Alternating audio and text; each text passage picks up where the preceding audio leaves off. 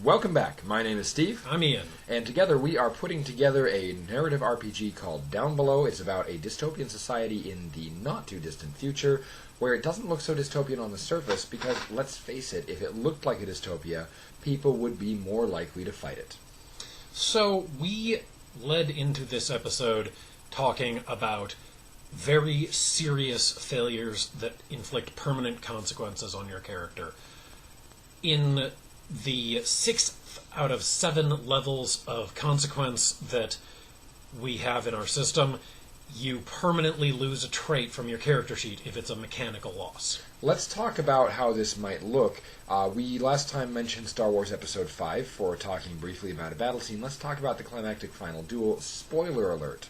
In the climactic final duel, Luke Skywalker gets his hand chopped off. Luke Skywalker has previously been shown to really only use his right hand for sword fighting, and at that point, mechanically, he would lose not only the lightsaber trait, but also the sword fighter trait. He lost 2 traits right there in one failure. Now, when you lose a trait, you're generally not going to get the same trait back, necessarily. Although, you could. But regardless of whether you get the same trait back or something else because your character grows in a new direction. In this case, Luke Skywalker took the time to construct a new lightsaber and directly replaced his lightsaber trait. However, he did not replace his sword fighter trait directly. He got a replacement hand, so he could now use things with his right hand again, and went back to train with Yoda, replacing the swordsman trait with the Jedi trait. It encompassed a lot of the same things, let's be honest. We might say that he really traded up in that case, and the GM was really nice, gave him a kind of excessively broad trait, especially for this system. But it was a reward for completing the movie trilogy of adventures, and so he earned the chance to be that cool by upgrading the trait that he lost. The metaphor breaks down a little bit because there are no magical Jedi powers in the setting that we are representing. Not in this one, although there are potential story ideas for that. Stay tuned. We are overdue for revisiting the world, whether it's the world of Downbelow directly or the world at large. So we'll be going back to that one very soon. But that brings us nicely to when you should allow the traits to be replaced. A story arc should be brought to a successful completion. Something where the player characters achieve some of their objectives and have some time to rest, and then in the next story, the character can come back with something new.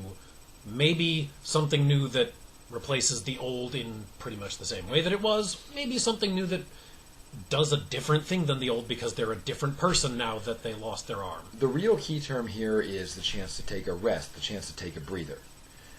If you are fulfilling a personal objective, this could fulfill the story arc role, but not unless you're able to take that rest. So, that being said, there is one final level of failure that we should address, and that is the ultimate loss. We should also note, the loss of a character is not the loss of the game. No. It is actually fairly easy to integrate a new character because you all start at the same level of competence mechanically that you'll have through most of the game. You don't gain extra traits. You don't level up. There is no, we're a 5th level game and you're bringing in a 1st level character situation. You're coming in at the same competence level as everyone else. Please, don't hesitate to replace lost characters. And, in fact, if a player loses their character, you shouldn't have them sitting out for very long, possibly for the rest of the scene in which their character died, but you should probably have planned for the possibility that they would lose their character, and even if they don't have a customized character immediately ready, maybe have a placeholder character ready for them to play for the rest of the session.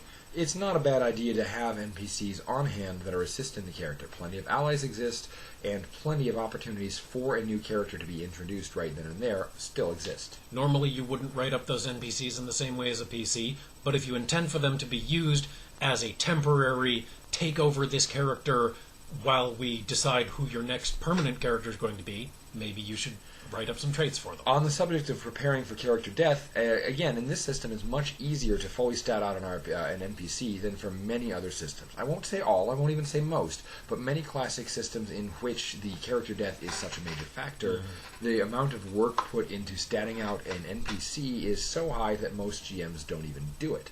Here, all that you need to do is write down 10 words. If you really need to do it that way, write down 10 words and you're done. That can take a few minutes, but it's probably not going to break the bank on your time budget. So, the final word on character death, and this applies to all RPGs really, but in this system especially, because the players choose when they fail and when they succeed, they should know up front, if the character fails at this task, then they will die. It should not completely come out of nowhere. It can actually start at a scene that rockets immediately up to level 7. If they are trying to defuse a bomb and they fail, they will die. A bomb explodes, you were right there, boom. They can use their successes for, if for somehow they want to do it this way, they could use their successes instead of disarming the bomb to run away so they don't get caught in the explosion. But if a complete failure happens, they die. Logical consequences, end of story. The one saving grace to failing and dying is, well, actually a couple of saving graces. That character is gone. The next character you come in with, even though you're going to come in with them in the middle of the session, will come in with their full traits ready. There's no real reason for them not to. They haven't been using them narratively yet. Furthermore, all of the other player characters will refresh one trait for the failure that killed your character.